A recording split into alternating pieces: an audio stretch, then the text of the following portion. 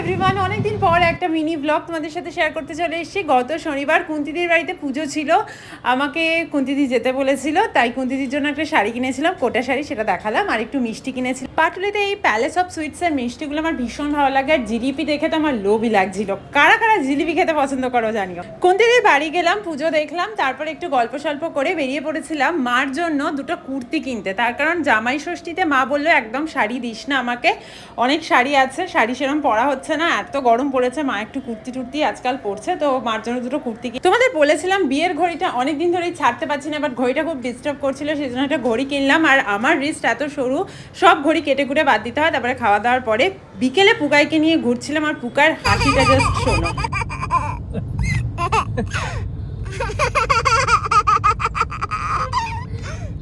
বাড়ি এসে মাটনটা ম্যারিনেট করে স্লেটে একটু আঁকতে বসেছিলাম। জানিও ভিডিওটা কিরকম লাগলো। আজকের জন্য টাটা।